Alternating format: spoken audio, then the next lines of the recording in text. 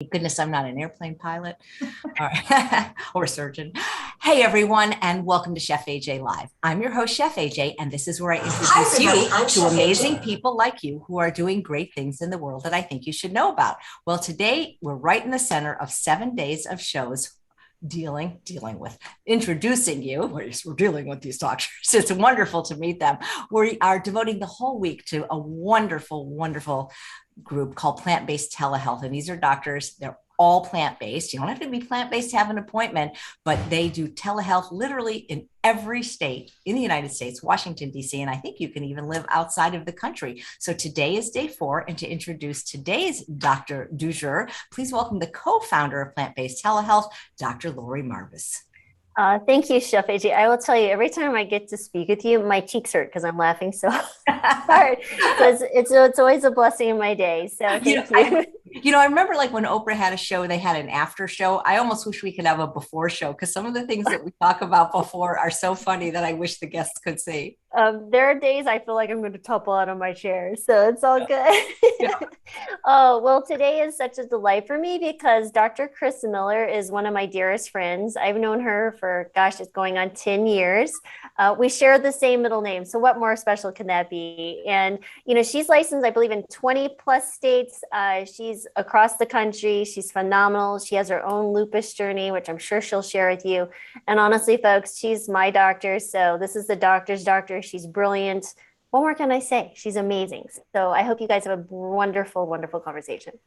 Thank you so much, Dr. Marvis, and we'll see you tomorrow for another great doctor. Hi, Dr. Chris Miller. How are you? Hi, Chef AJ. Thank you, Lori, for that really nice introduction. I'm wonderful. I'm really happy to be here. Thank you. Well, I've had you on the show before, and I don't love the fact that you had a disease, but I love it when doctors have been patients because I think it creates a greater sense of empathy for their patients and really like understanding how difficult these diseases, particularly autoimmune diseases, are when you've suffered yourself.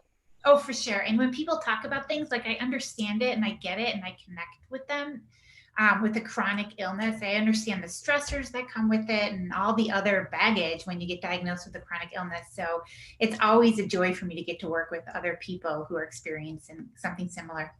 Great, because we have already the chat is lighting up with questions like, can Hashimoto's improve on a whole food plant-based diet? Because people there's a lot of autoimmune disease, and I don't remember so much of it growing up. I don't think I think I've heard of hypothyroidism, but other than that, I'd never heard of any of these diseases as a child. If they were prevalent, I'd never heard of them. Becoming much more prevalent, actually, and things like lupus is 3 times more prevalent. Crohn's disease, diabetes type 1, they're anywhere between 3 to 10 times more prevalent now.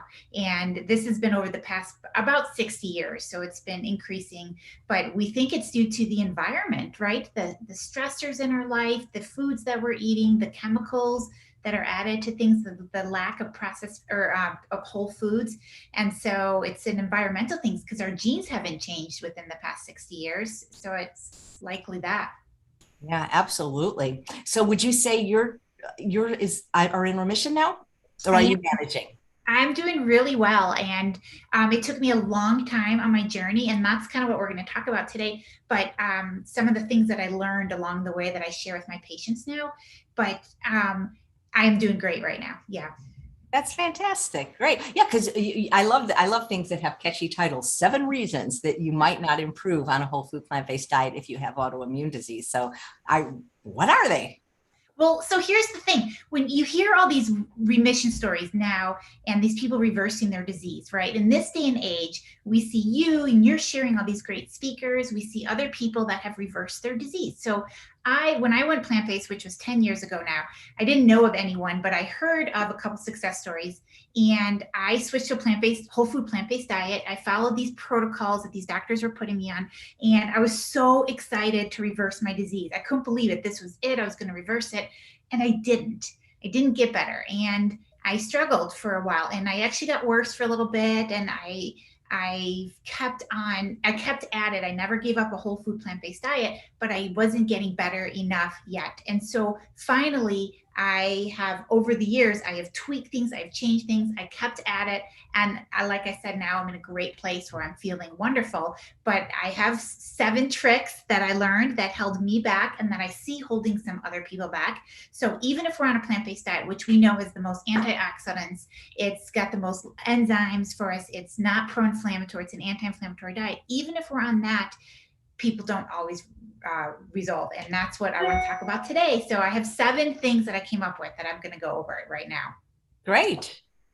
So the first one is you're still eating pro-inflammatory foods. So just because you're plant-based, if you're eating any oils at all, if you're eating any sugars, any sweeteners at all, and even things like, and this is, I found this interesting, even if you eat something that is like a brown rice cracker, but it's cooked at high temperatures and it produces AGEs, advanced glycation end products, those have been shown to disrupt the gut and cause leaky gut, which causes inflammation and can worsen autoimmune in those of us susceptible to it. And so you may be eating perfect plant-based foods. You may be eating a cracker that has no oil in it and is got all ingredients that you eat regularly, but now it's because it's cooked at that high temperature, that can be disrupting. So any of these pro-inflammatory foods, we really have to make sure that the diet is clean. There aren't really cheat days for us. These things will flare us when we're in the middle of healing, especially early in the process. And so all the pro-inflammatory foods, of course, animal products, but that's sort of a given because we're on a plant-based diet. So that's number 1, and that's a big one. You know, it's interesting, if you excuse me for interrupting, but when you said there's not really cheat days for us, and I think about something that Dr. Ellen Goldhammer, who's been on the show several times, have said, because he does water fasting at True North, and some of his favorite patients are patients with autoimmune disease because it's much easier to get them to be compliant with the diet, because one misstep could mean, you know, it could be the consequence could be dire for them. Absolutely. It's a pleasure to work with autoimmune people because they're very motivated. They have a reason. And so that's always a good thing. Number 2, though, it's not just about removing pro-inflammatory foods. The second reason people may not be getting better on a plant-based diet, and this is very common, is you're not eating enough anti-inflammatory healing foods. And so you'll see protocols like Dr. Brooke Goldner, who I worked with and who's lovely and wonderful and helps so many people, but she has people flooding the body with green smoothies on purpose to hypernourish the body. And other protocols, if you look at it, people are flooding it with green leafy vegetables, cruciferous vegetables, and that is the anti-inflammatory, that's the hallmark of an anti-inflammatory healing diet. And I say it's the difference between a plant-based diet and a healing diet. The healing diet is packed with leafy green vegetables, cruciferous vegetables. And in fact, we're eating that for breakfast, for lunch, for dinner, and in large quantities. We're chewing it well, making sure it's digested. Blending it is a good way, juicing it if it's greens only and vegetables only without any fruit, that can be a useful tool as well. And so it's really got to be the predominant part of the diet to get the results. All right. So no oils, hypernourished with greens, and number 3.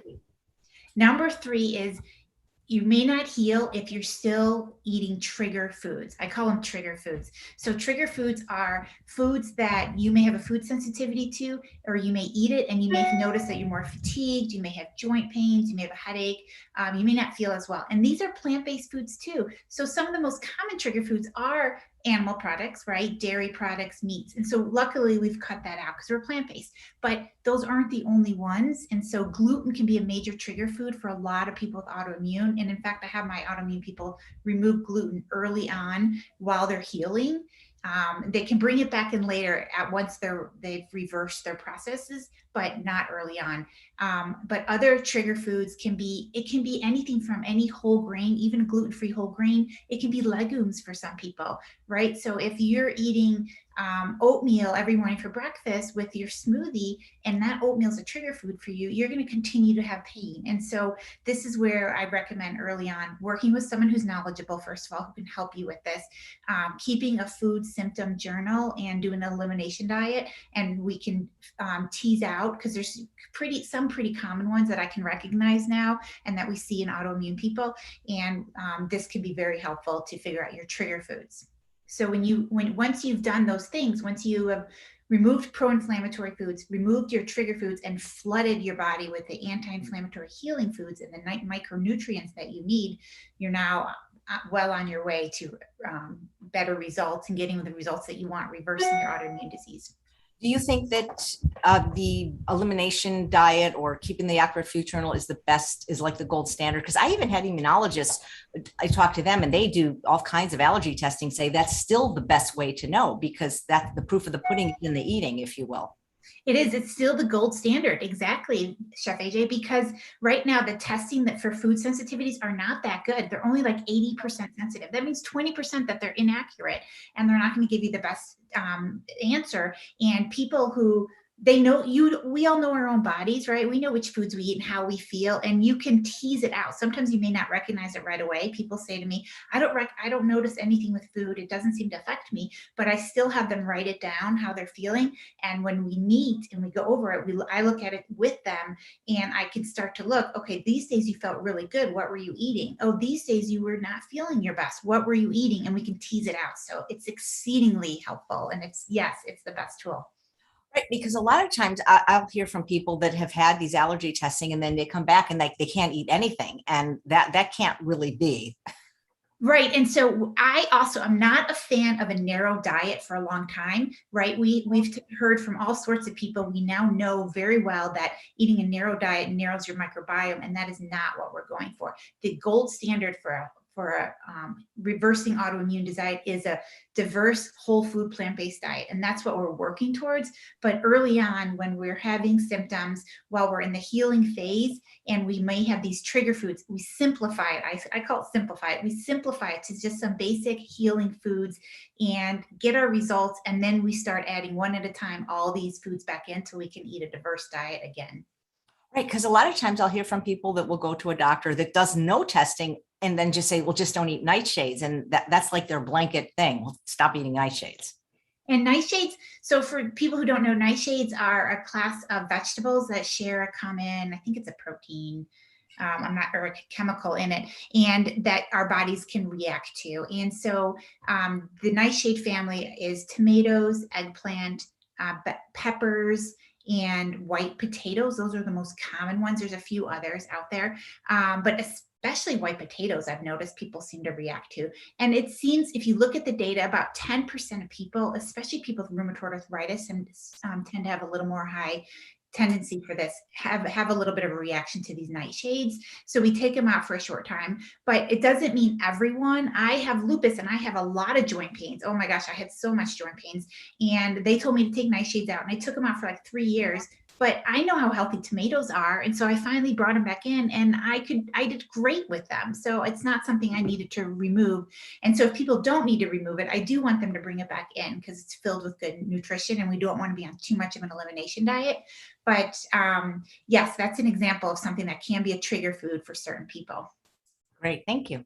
Yeah, absolutely. So number 4, after those 3 big ones, the 4th one is you don't have a proper balance of omega-3 to omega-6 fatty acids. So the omega-3s are and that's the anti-inflammatory pathway that we make, and it puts out inflammation in our body. But our body tends to be more in the omega-6 pathway, because even by eating nuts and seeds, by eating oils, by eating processed foods, all of those things, even though they're plant-based, all of those are going to be more pro-inflammatory, more omega-6 pathway. And so our goal is to increase the omega-3s, and that's flax, chia, hemp seeds, leafy green vegetables, walnuts. Our omega-3 balance needs to be higher than the omega-6 balance in order that we get this overall anti-inflammatory effect in our body. And so we can measure ratios, we can do blood work, especially if people aren't getting better. We want to really hit them a little bit harder. We can increase the amount of these nuts and these seeds, such as flax, chia, hemp seeds. And we could also give them an algae oil for a short time. And some people are susceptible where they actually notice a benefit to a little bit extra omega-3 fatty acids. Great, thanks. And number 5 we're on to is you may not be better from your autoimmune disease yet, or fully better, if you haven't healed your gut yet. So the etiology of autoimmune diseases tends to be more in the gut area. So the microbiome gets out of balance, the mucus layer gets destroyed, and that single endothelial lining of our gut, the gut lining gets destroyed, can become leaky, can become inflamed. It doesn't absorb nutrients as well. It's triggering the immune system because it's still irritated. And so the immune system lies right below the gut. And so it's continuing to fire, and you continue to get joint pains and symptoms.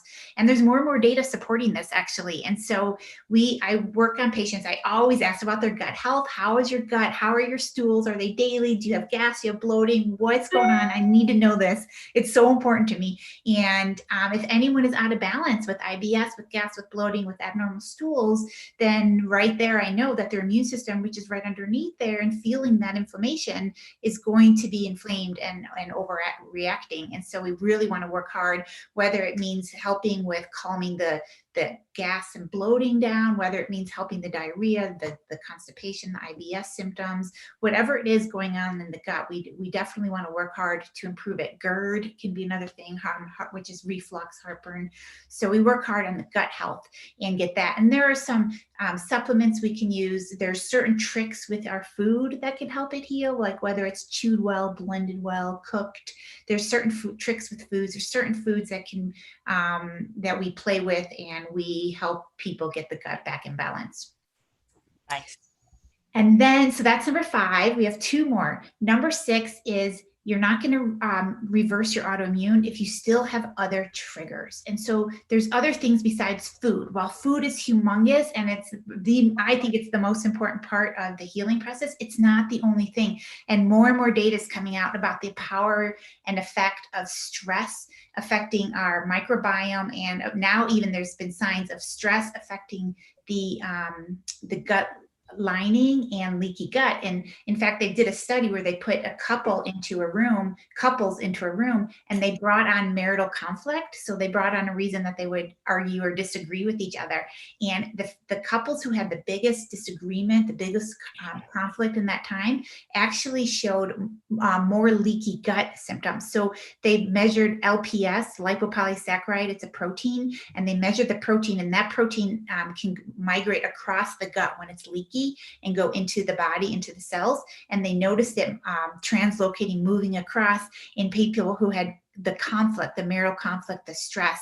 And there's more and more data supporting that stress triggers autoimmunity, triggers inflammation. And so, and I know this as an autoimmune person, stress, when we get diagnosed with an autoimmune disease, it's very stressful. We're really worried about it. And I know that feeling. It's always on our shoulders. It's always there. We're aware of it.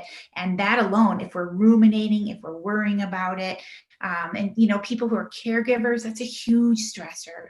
Finances, COVID just happened. I mean, the whole 2 years has been just one big stress. And all of this can worsen autoimmune diseases and lead to not getting better. So it's really important to get a mind-body routine, to work on deep breathing, to practice meditation, yoga, to get outdoors in nature, to connect with other people, to laugh with friends. And I tell my patients to do this like it's like your life depends on it. So it's not only in my free time do I have time to laugh or do something silly. No, I need to do this every single day. I need to be silly. I need to laugh. I need to joke around and feel like a kid and lighthearted and anticipation and joy in my heart, because that will get rid of this anxiety. So that's one. And then lack of sleep is another huge stressor on the body. And it's hard because some of us are in pain or feeling anxious or not able to sleep because of medications, lots of reasons. But we want to work hard on a sleep routine, do everything we can to improve sleep. Maybe some supplements, maybe working on medication type stuff, like getting off certain ones that might be inhibiting sleep. So there's different tricks we can do for sleep. And then other triggers too. If there's mold in the house and you're someone who's sensitive to mold, if there's, if you're being exposed to toxins, it's pretty rare. These are less common, but for people who aren't reversing, we'll look at, if they have mercury fillings that might be causing problems. And again, these are more rare, but I do seek them out on people who aren't improving. So that's number 6. Well, I just want to ask you a question because I heard a interview with you recently, and you said that even yoga has been proven beneficial. I think it was in patients with rheumatoid arthritis. Yes, it's one of my favorite studies. It's the reason I started yoga. I'm not a yoga person. I like to hike and be outdoors. I'm not really into yoga, but I read a study that people with rheumatoid arthritis and had joint pains, they did yoga twice a week for 8 weeks. And after just 8 weeks, they reported 50% reduction in pain from the yoga. And it could be from moving our joints, right? We know that our joints need to be moved to be lubricated and keep the blood flowing. And that does help clear it. It can also be from our mind, right? You're focusing on the yoga, so you're not thinking about all the other stressors. It could be from the breathing that you're doing, calming you down. I'm not sure the reason, but the data is real. And so that's why I joined my own yoga practice, and I definitely feel better doing it, no question. So I do it at home now, just on a little video. And I strongly urge people, if that interests you, to check it out and give it a chance. Mm-hmm. And the last one is, it just takes more time. So sometimes we get on these, and this happened to me. I got on this plant-based diet and I was all ready to go tell my story and share it with the world and write a book and tell everyone how great it was when I reversed my lupus, and it didn't happen.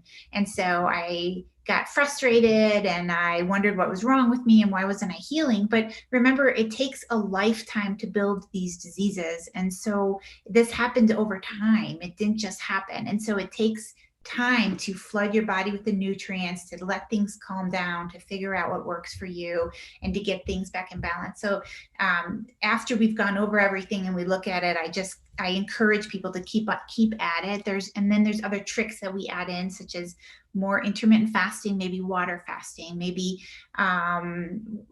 more with the diet, more changes, more things we can work on, more mind-body work, which is always helpful. And there are other new things coming out that we're looking into, like cold therapy and things like that. So there's other little tricks that can just help the immune system finally calm down. And that is it. 7 things that I have found, and I find in a lot of my patients that we work on. Each one will, if someone's doing someone's protocol and they're not getting the results, or they're following a whole food plant-based diet, I tease through each and every one of those things and help people get that back in alignment and figure out what it is and get the results. Right. And they can actually have a telehealth appointment with you. And I've been posting the link. Oh, thank you so much. So it's been awesome working with plant-based telehealth, because people from all over, just right from home, can connect with us, and I can work with you. And I look at all your past records. You fill out this extensive health history for me, so I know all about you. I know what stressors you have, and we work on a holistic plan, looking at you as a whole person, what your job is, what interferes, what's helping you, what your challenges are. And it's wonderful getting to do this. Cool. Would you mind answering some questions from? Absolutely. Yeah, we have some live and some that were sent in. And the first one I saw live from Lori was Hashimoto's disease. Can that improve with a whole food plant-based lifestyle? That's a little bit of a tricky one. So it depends.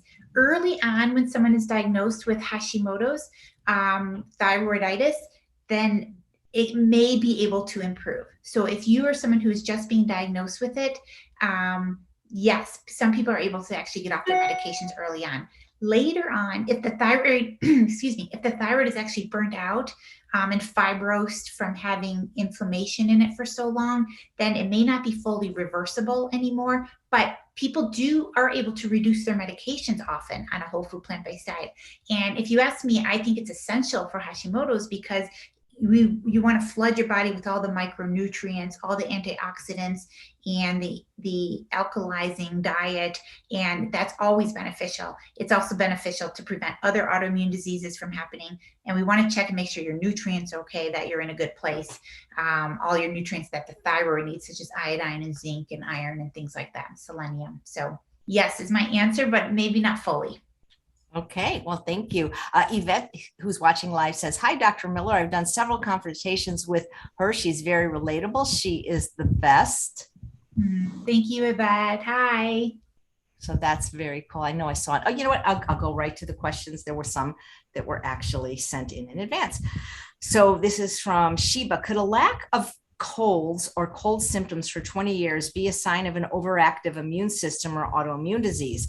I know that a whole food plant-based eating pattern and other lifestyle pillars strengthen our immune system, but I'm wondering if a lack of colds is unhealthy. I hope not, because I don't get any anymore. Well, that's an interesting question. So there is some evidence that people with autoimmune disease have hyperactive immune systems and that they are able to put out infections a little bit better. So they may not get sick. Even before you're on a whole food plant-based diet, you may not get sick as much for that reason. But of course, you're at risk of other things like this overactive immune system attacking yourself. So it's not like it's a beneficial thing at all, but that is possible. So being on a whole food plant-based diet is also wonderful to not get sick, right? That really supports your immune system. But an overactive immune system, especially one that's good at fighting viruses, that has high tumor necrosis factor and interferon gamma, those types of things, you may not get sick as much. Great, thanks. This is a question from Melanie. Why does the body stop absorbing iron? Good question. Iron's hard to absorb. I mean, it's a metal. It's actually really hard to absorb. It makes people sick when they take it, causes GI distress and nausea and constipation. But one reason is that the gut is inflamed. So it's known that people with celiac disease, with inflammatory bowel disease, even now IBS or gas, bloating, discomfort, the gut lining gets disrupted because of the inflammation, and then the iron is hard to absorb. And so the iron is one of the first things that is not absorbed, but other nutrients as well. Calcium may not be absorbed as well, magnesium, zinc. So we see other deficiencies, B12 in some people. We see other deficiencies besides iron, but yes, iron is a little bit harder. Nice, thank you. I just saw a question. Where did it go? From Lily. Some plant-based doctors say greens such as kale and broccoli, etc., have to be well cooked. So is it okay to add them to smoothies, or do you want to cook them and then add them to smoothies?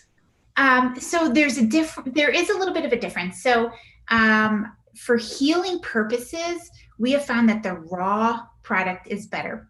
And there are some enzymes that you lose when you cook it.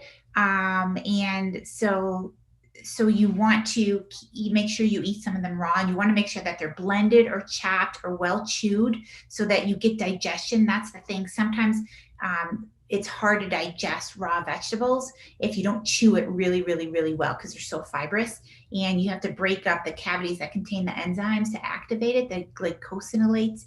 Those have to be activated, and you do lose those when you cook it. And so for healing purposes, we want you to do it raw, but I want to make sure that it's really chewed until liquid, or it's blended into a smoothie or into a juice, so that you are getting, you're not getting undigestible, hard to digest products if your gut, especially if your gut is out of balance and disrupted. But there's so much evidence now, people reversing and healing autoimmune diseases with all these raw vegetables. So cooked vegetables can be good, and they have their role for sure. Absolutely, they're good for us. But when we're in most of the healing phase, I really want the predominant part of the diet to be raw at that point.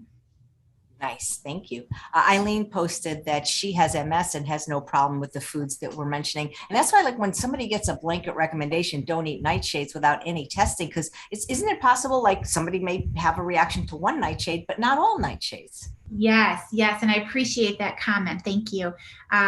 It's so true. And that's why there's not one protocol I find that fits everyone. And the more diverse of a plant-based diet you can eat and get results, the better. That's awesome that you're able to eat more of all of those foods. And people with MS tend to do better with a plant-based diet and with less restrictions. So yeah, that's awesome. So that's what I want everyone to keep in mind. It is, we all are unique and different, and we may need to tailor it for you specifically. Do you have a recommendation for how your patients or how people in general could do an elimination diet if they just want to test their sensitivity to certain foods? Well, I do. So I start people on more of a vegetable heavy diet. So that may be mostly raw with cooked vegetables, and that can be cooked soups or steamed vegetables, things like that. So I kind of just go real simple like that, and minimize spices, minimize seasonings, take out things like citrus, gluten. of course, we talked about coffee, tea, chocolate. And then, so I start with that. And then if they're still having a hard time, then I look at grains, even the gluten-free ones. And then I look at legumes, because when the gut is really out of balance and a mess, which not every autoimmune person is that much of a mess. I was, but not everyone is. Then when people are really having a hard time, even those can be triggers. And so we just kind of back down for a little bit and then bring them right back in just a few weeks. So I go really for a vegetable heavy diet is kind of what I find people do really well with. Great. And Susan says, what yoga videos do you use? Oh, I currently do a yoga class through what's called Aspen Shakti. It's here in Aspen, Colorado, right near where I live. And they're online videos, so you just can pay for them and do them. And they're the ones I'm doing right now are called Sunshine Series, and they're 30 minutes. And it's like bring the sun into your body. And I love it. AspenShakti.com is the website. But there are so many others. I have patients doing all sorts of them, and I should look into which ones they love as well, because I know there's all sorts of ones we can find. Great. And there was another question. Let's see, where did it go? It was from Tammy. You always hear about yoga, but what about Pilates?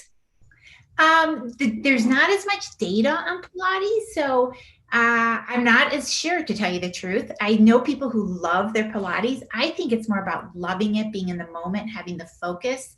And so my guess is that it would be helpful. And if that's what you love, I would say go for it. If it makes you feel good when you do it, one, it's moving your joints, you're staying active, you're staying strong, which is wonderful. And you're staying lubricated, which is wonderful. And I think you have to focus on it, which is wonderful. So those are all important things. So I think the data is just on the yoga that I know of, but yeah, I would say my guess is that it would be good as well. Great.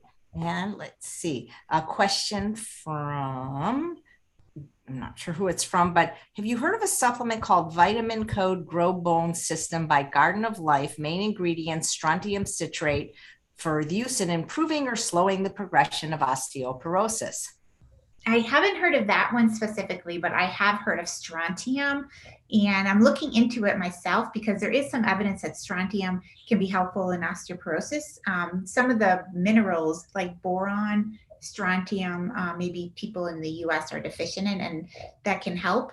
And I think they're using it more in Europe now, but I don't have long-term data yet because what I was seeing in some of the studies was that the strontium was going into the bone instead of the calcium, and the strontium was strong, so it was helping with osteoporosis. But I don't know long-term what that effect is going to be. If you have strontium in bone instead of calcium, what does that mean? And so I'm not sure. So I haven't recommended it yet, although I know people that are taking it or have been told by someone else. So I can't give you a good answer on that, but that's a great question and something that I too am interested in following up on. Okay, great. Thank you. Okay, this is a little bit long because somebody's quoting some research, but Laura said she understands there's I guess a protocol for autoimmune disease with smoothies that are requiring a half a cup of flaxseed. And I guess she asked one of the other prominent plant-based doctors who said that too much flax contains a form of cyanide when metabolism. Research indicates that raw flaxseed cyanogenic glucosides pose no health concerns at levels of 1 to 3 tablespoons daily, but a study with 50 grams a day of raw ground flaxseed, which is 6 tablespoons, increased urinary thiocyanate excretion by 2.2-fold. I mean, this is kind of a long study. So I guess the concern is that that's quite a lot of flax. That is a concern, actually, and I know what you're talking about. So there are some protocols that recommend that high amount.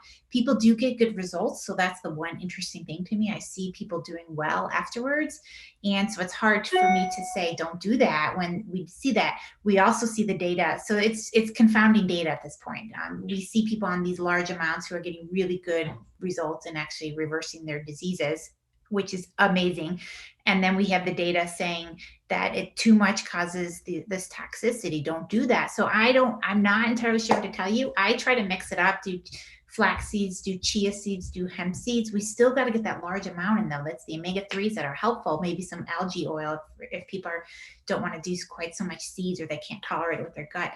But Yeah, I would say that I recognize that as well. And I see the data, and I would say just try to mix up your seeds and get diversity in, and know that if you are doing one of those protocols, the protocols are built to be short term. They're built to be healing. So you really go for it for a short term, and then you back down when you improve. So I would never recommend staying on a high level for very long.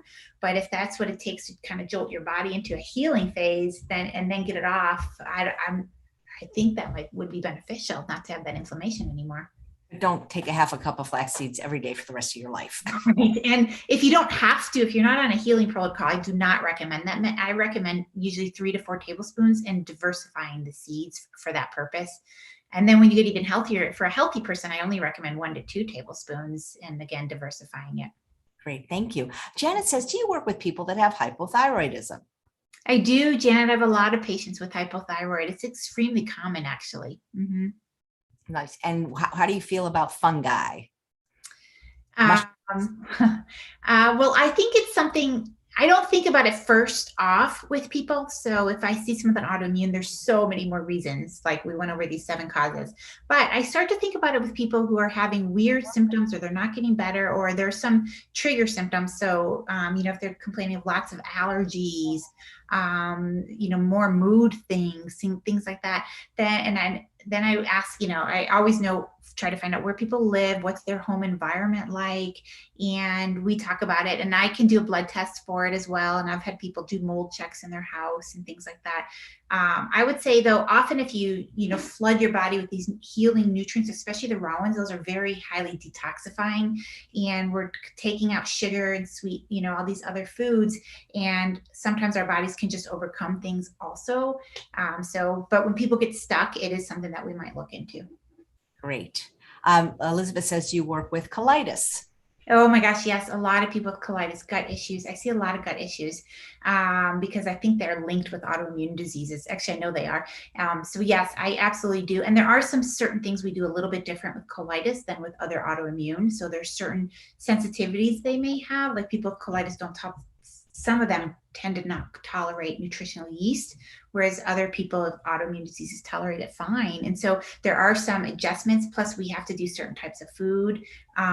We have to get raw in, but that may bother people. So we make adjustments in the plan for colitis. So if you're interested, I'd be happy to try to work with you, or you can find one of us doctors that can also work with you at Plant-Based Telehealth. Great. Here's a person that I think might be a perfect consult for you.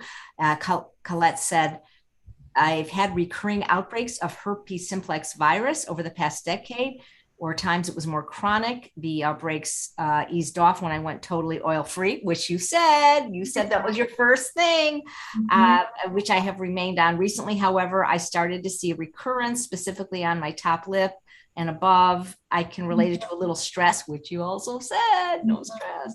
Here, it's funny because I'm reading this after your 7 things, which I didn't know what they were. I'm actually afraid to get into any form of stress because I have another outbreak, and that stress in itself is a bit of a catch-22. Is there something I can look into to send this on its way for good?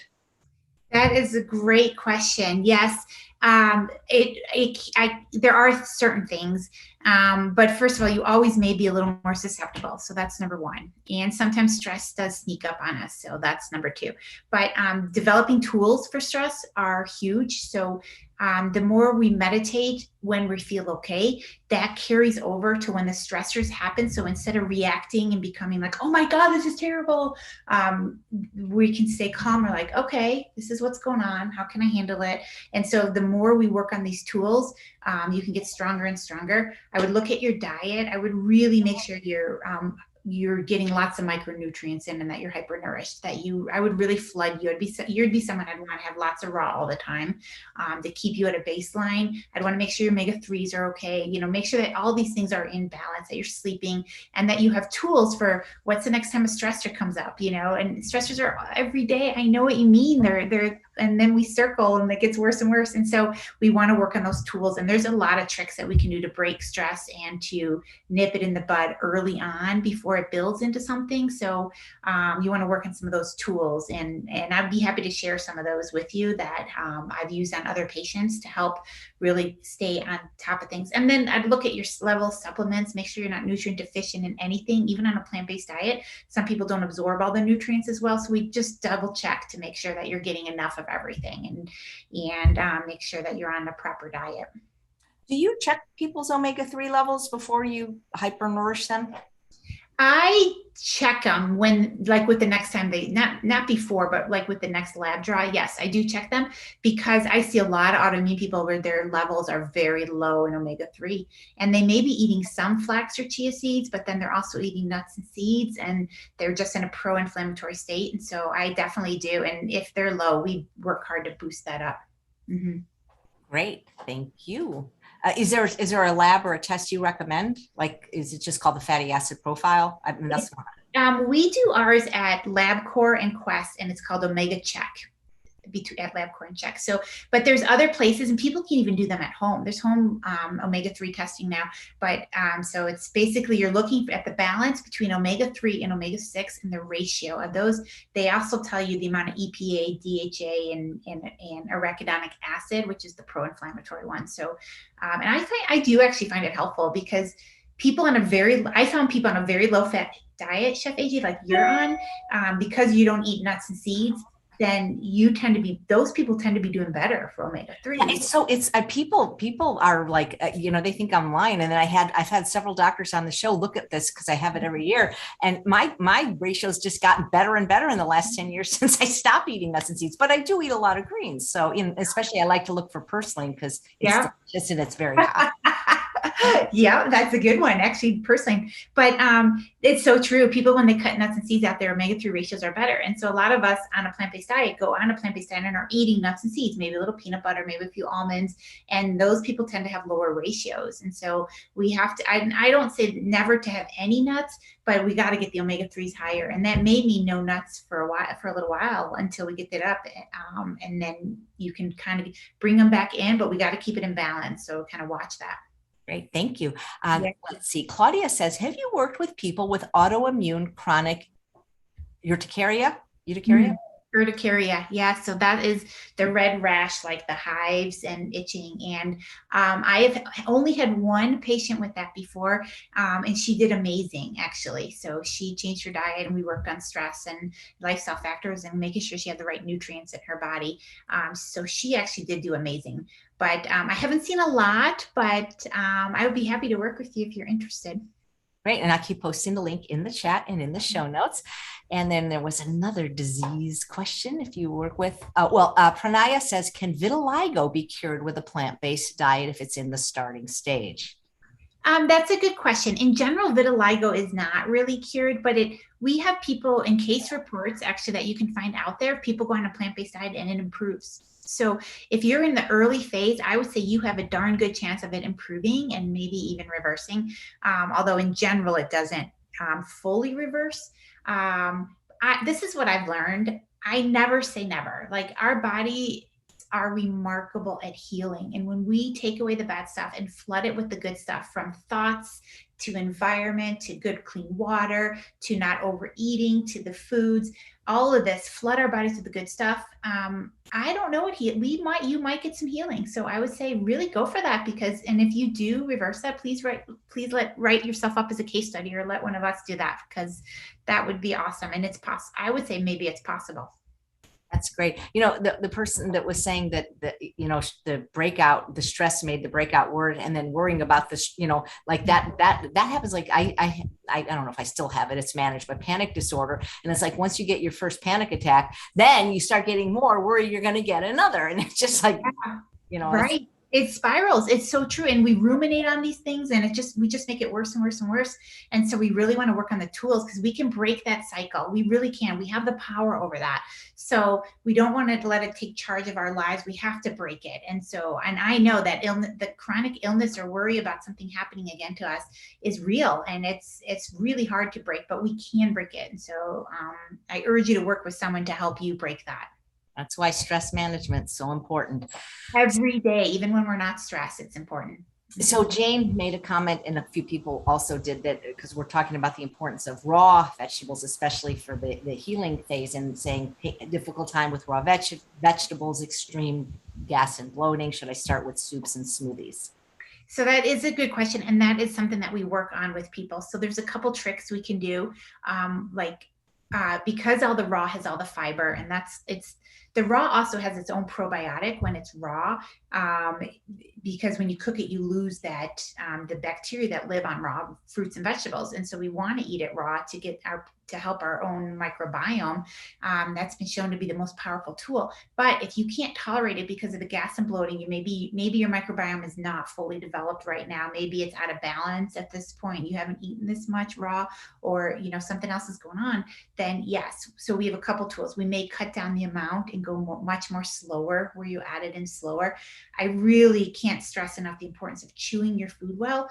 Undigested food. So say you eat a piece of lettuce and you don't chew it fully, and now it gets into your stomach, and the stomach acid are going to regurgitate it around, but it's still a big piece of lettuce. It can't break that. Your teeth break it into little particles, and then the acid breaks up those peptides into amino acids, but it doesn't break the full lettuce. So now it gets into the small intestine, and it's lettuce still, and it ferments. The bacteria go there and it ferments, and even that piece of unchewed lettuce can now cause gas and bloating in you because it's not chewed. So I urge people to eat in a mindful state, in a state of calm and peace, and really chew your food well. And that's a problem with eating huge salads. It does take a long time. So if you don't have it, thankfully we could just throw it all in a blender, and now you blend it and you can drink it slowly kind of throughout the day. And that's another benefit of blending it, actually, is that it's digested for you because it's already fully broken down. And it's been shown that smoothies can be helpful for gas and bloating if you don't put too much fruit in it. So you got to watch the amount of fruit and flaxseed. All that might be too much. So I have people start with small amounts of smoothie, just a little bit, maybe 6 ounces, 4 ounces, 6 ounces, and kind of drink it throughout the day and see how they do. And we ease that in, and then we gradually increase it.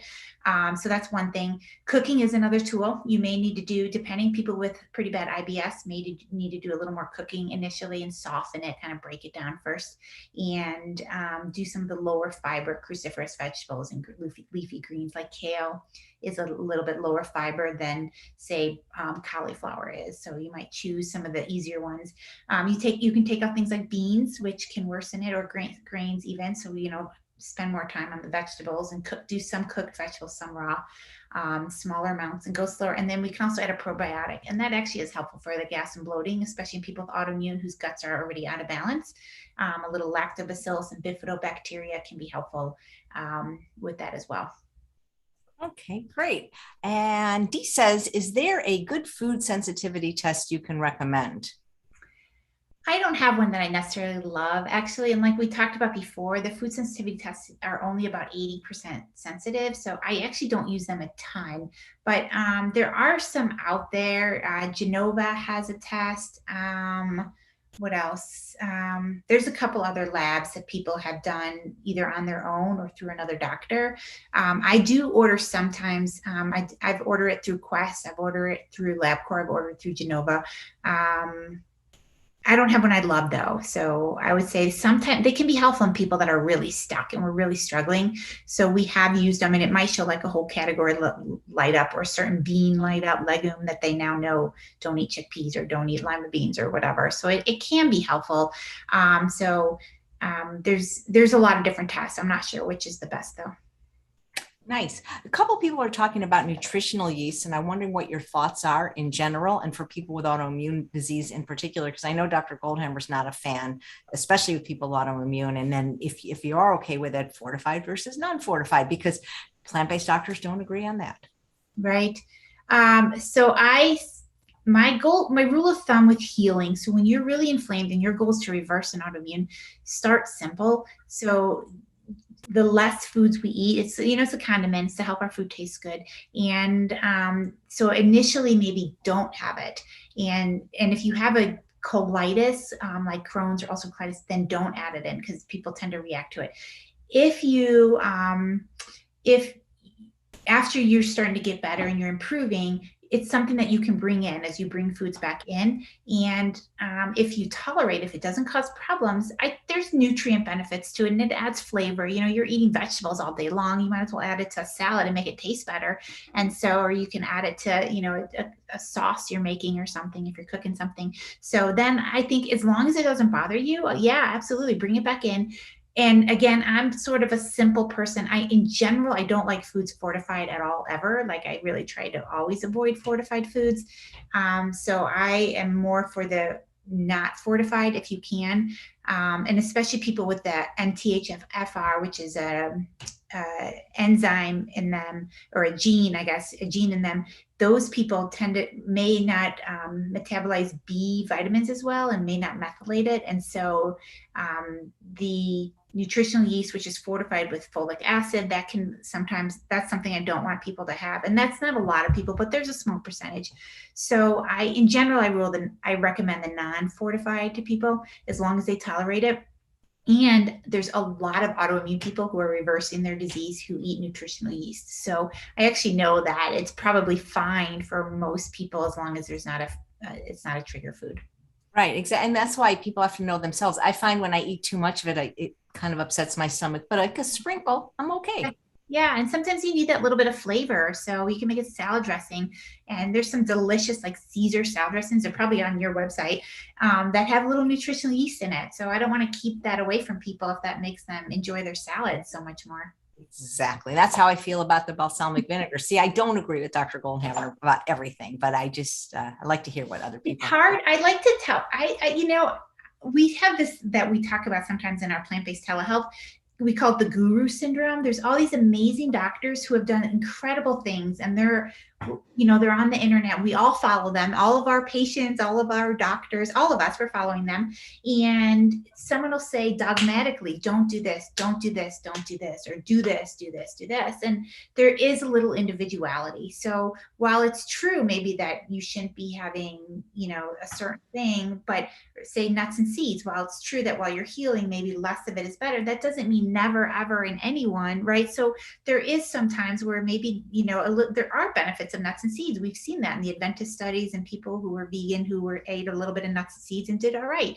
And so it's hard to be so dogmatic. And so I always tell people, like, we have to individualize it a little bit. I listen to what they say, but then I still individualize it.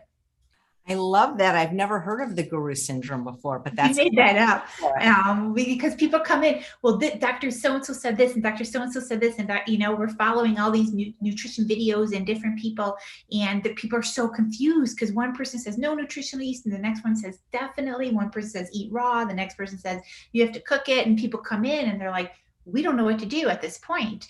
And so that's where we work with people to say, okay, what's going on? Who are you? What are we trying to reverse or do? Or what's your goal for optimal health? And build a plan that works for you based on all the science that we have, but that's for you. Right. Thank you. Dora says, did you cover alopecia? Is that what she said? I didn't specifically, but alopecia is hair loss for people who don't know. And there's lots of reasons for it. It can be hormonal. It can be stress related. That's a huge one. And there was actually a lot of alopecia happening during COVID. There's case reports of this because of the stress that people were feeling. They were losing their hair in different parts of their body. But it can be autoimmune, alopecia areata. It can be autoimmune, definitely. And it can be vitamin deficiencies as well, can contribute to it. Familial genetic stuff as people get older, like male pattern baldness. So there's lots of reasons for it.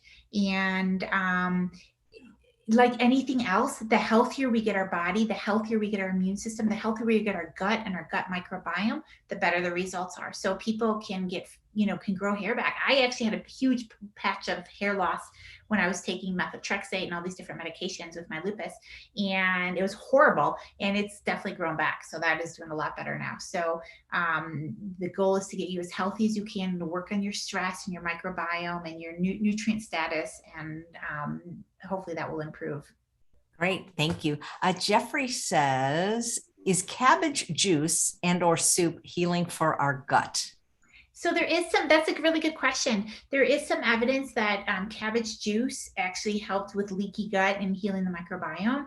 Cabbage itself is so healthy. So yes is the answer to that it is good for you, and you should eat cabbage soup, and you should drink some cabbage in your juice. I put a little cabbage in my juice sometimes. I don't drink the plain cabbage juice, but I may put a little cabbage in.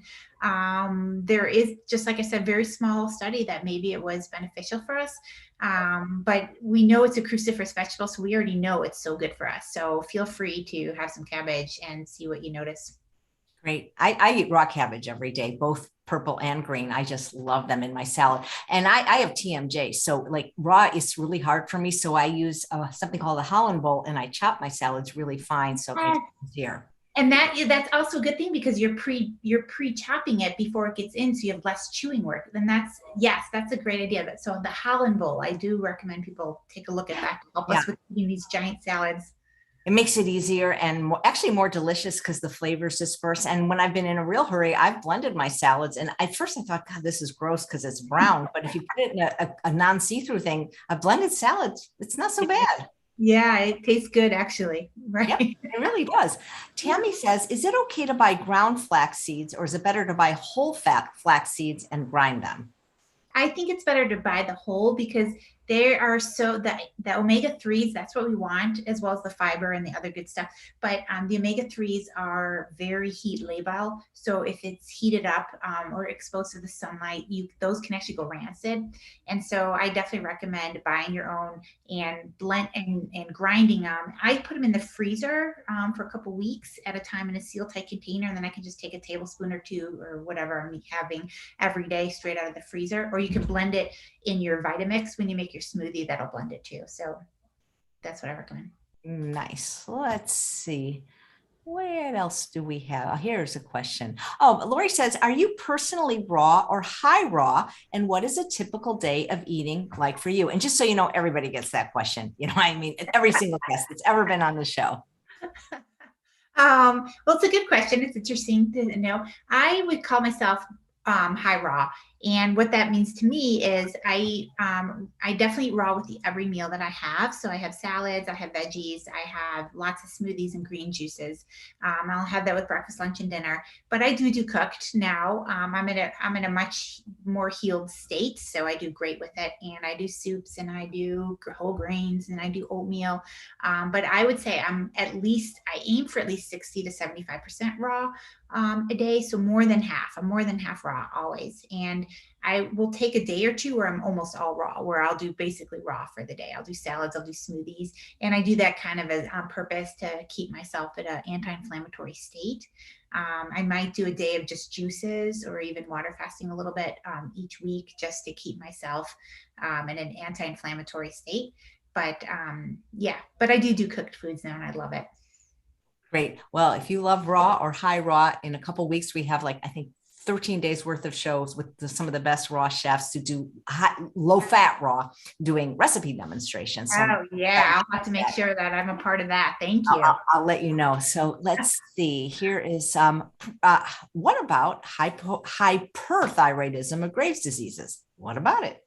So hyperthyroidism is excess thyroid hormone, and it also is an autoimmune disease. So it does respond to autoimmune treatments. And at least what we can do is calm it down and help the inflammation and reduce those antibodies. And that's important. So so a whole food plant-based diet really is the best, and make sure your nutrient status is okay, especially the nutrients for the thyroid. Avoiding trigger foods. Stress does play a role. So all these things that we talked about is real important with hyperthyroid. Great. This is a good question. Not that the others weren't, but I really like it because Jerry says, where did it go? I just saw it. It's something about being more susceptible if you have one autoimmune. Where did it go? I saw it. It was something about if you have one autoimmune disease, are you more susceptible? I think maybe it was to, I'm so sorry. My thing goes really, really fast. So while I'm looking for that wonderful question, I'll ask this one. It's do you believe in fungal intelligence theory? I don't know what it is. So I guess I would have to say no, because I don't know what it is. I don't really know what that is either. So I think every species has its own intelligence. It knows how to survive and to thrive. But no, I don't know what that means exactly. Here it is from Jerry. Does Hashimoto's make one more susceptible to other autoimmune diseases like IBS? But IBS isn't an autoimmune disease, is it? No, IBS is inflammatory bowel disease, inflammatory bowel syndrome, and that is not an autoimmune. IBD, so inflammatory bowel disease, that's Crohn's or ulcerative colitis.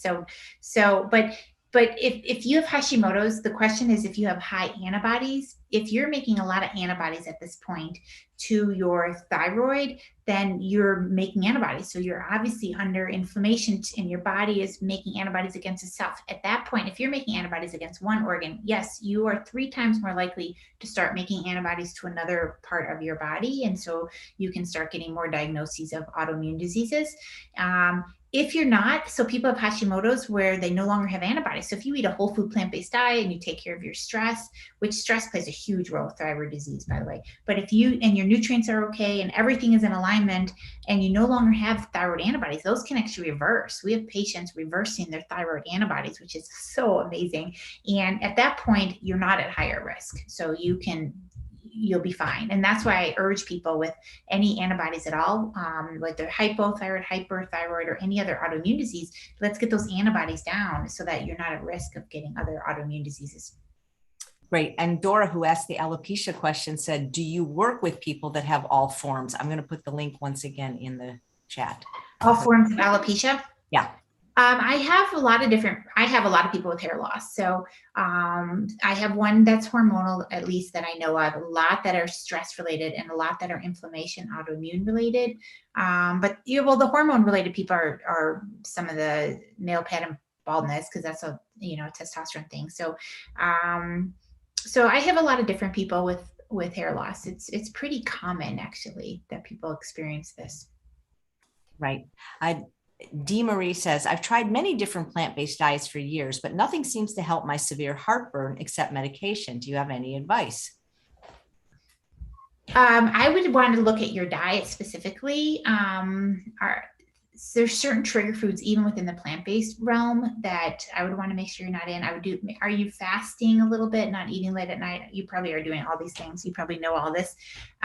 There are herbs that can be helpful that are demulcents that can kind of coat the stomach. And that can, like aloe or marshmallow root or slippery elm. Some of these can be helpful. There are some people who don't have good peristalsis where the gut moves along and so it backs up a little bit, or who have weak leaky valves. So people like that. So if you've been scoped, if you have a physiological reason, anatomical reason, then some people may not improve. And so then we really want to make sure we optimize your diet and the timing of your eating and the quantity and things like that to do the best we can. Our goal is always to try to really minimize those medications, but maybe it's a longer process, or maybe you have something. And also, if people have hiatal hernias, that actually can be surgically repaired in a pretty easy surgery. They just do it laparoscopically now. And people who have it repaired, their GERD completely resolves afterwards. And they work for years on diet and they can't get there. So you might have an anatomical thing that can then, maybe it can be something that can be addressed and taken care of. Great, thank you. Elizabeth says, are there tests for one's microbiome? There are so many tests for the microbiome exploding right now. So they're everywhere, a biome and oh my gosh, Genova. There's so many tests. The thing is, the microbiome is exploding, right? That information is new, it's advancing rapidly, and the tests are new, and we don't have data yet. We don't know what to do with this. People come into me with these microbiome tests and that they've done on their own, and pretty extensive information on them. So we look at it together, but we don't yet have data as far as what this means exactly. We don't entirely know. We know some of the bacteria that are overgrown in lupus people, let's say, or rheumatoid arthritis or psoriasis people, or people with Crohn's disease or ulcerative colitis. We know some of the overgrowths and the abnormalities, but now we get a list of hundreds of different bacteria. So it's still in the new phase, but hopefully in the next few years, we're going to get this figured out, and there will be a lot more, it'll make a lot more sense to us than it does yet right now. Great. There's a question. Do you ever write up your clients as case studies to add to the literature? I wrote up one so far. So, and I actually have another one right now. It's doing superb. So we could write that one up. I probably could. Yeah, I should. We need to put more data on there. No question about that. And that's something within plant-based telehealth that we want to do. We want, when patients come to see us and we get good outcomes, we want to be able to start collecting data so that we can prove to rheumatologists or to other doctors or other people out there that this actually does work and this is science-based too. So that's a great question. Great. And Linda says, do you recommend DHA or EPA? Dr. Clapper, who was on 2 days ago, said he doesn't anymore. Right. So it depends on the person. Again, I guess it's individualized. So if you're low in your omega-3s, EPA is definitely anti-inflammatory.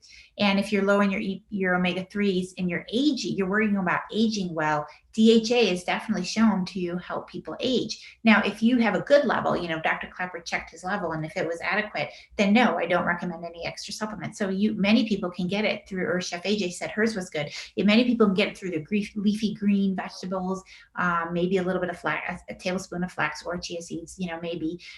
So if your level is good, then I definitely don't recommend a supplement. So, and again, we're all different, and some people aren't absorbing it as well, or if they're really inflamed, we may use it for a short time, but you can individualize that. Great. Victoria says, any recommendations for Lyme MS patients? Mine is to have a consultation with Dr. Chris Miller. Lyme and MS. Yeah, that's a tough one. So Lyme disease can act like an autoimmune disease. It actually stimulates the immune system. And it's tricky because if you still have Lyme in you, active Lyme, then, we have to deal with that and decreasing the actual bacteria as well as helping the immune system. But then it's an autoimmune type thing. So a whole food plant-based diet, lots of raw greens, and, the things we talked about today, healing up your gut and working on your stress, and make sure you get enough nutrients in you and not eating pro-inflammatory foods. And so that would be my recommendation while you're also taking care of the Lyme. Great, thanks. And Susan says, is balsamic vinegar a healing food? It's not necessarily a healing food, but it may not be a hurting food, if that makes sense. So the healing foods are really the leafy greens, the cruciferous, and the flax seeds are kind of our healingest of foods, and then maybe raw vegetables and raw fruit after that a little bit. But balsamic vinegar, as long as it's not a trigger food for you. So if you eat it and you feel great and you're not eating I would eat the unsweetened one. Some of them add sugar to it, so don't eat one of those, but eat a good, good company, a good one. Spend a little extra money for a good balsamic. And if it doesn't bother you and it allows you to eat your salads and enjoy huge, delicious salads in large quantities, have at it, then I think it's wonderful. Thank you. That's exactly what I say to people. And I mean, you blew my mind with guru syndrome. I always wondered what it was when people focus on this minutia instead of getting the big picture right first. And right now there's so many great webinars and podcasts and books, and everyone's writing, there's so many amazing doctors out there and leaders, and they're saying different things. And so people are trying to follow it exactly, and they're getting confused. And so we call guru syndrome, where they come in following all these plant-based people and don't know exactly what to do. Absolutely. Well, it's just there's so many people watching. I could go on and on, but I want to respect your time. And if you like, you'll come back. But I think people should book a consult, and then they can get every single question answered. Thank you, Chef AJ. I love working with people and teasing things out and looking at each individual person. So, and I love the people who are so knowledgeable, and we can talk about things and figure out what works for them based on the data and the science get them to their optimal level. Well, if you're Dr. Marvis's doctor, you must be a good doctor. Is she your doctor? Or She helps me also, yeah. But we've known each other and we've helped each other for years. So well, everybody that's been on this week, I would go to any of you. You guys are just wonderful. So thank you so much for what you do. Oh, you're so welcome. And thank you for what you do and putting all of us out there for all of us every day. All I do is shine the light on the stars. It's very easy. Thanks so much, Dr. Miller. And thanks all of you for watching another episode of Chef AJ Live. Please come back tomorrow when we will have yet another fabulous doctor from Plant-Based Telehealth, who I'll be meeting for the first time, Dr. Kim Scheuer. I got her name right, didn't I? Because it's spelled differently than it sounds. You did. Yeah, that's perfect. Yeah, I like your name. Really easy. Chris Miller. Can't mess that one up. Take care. Thank you so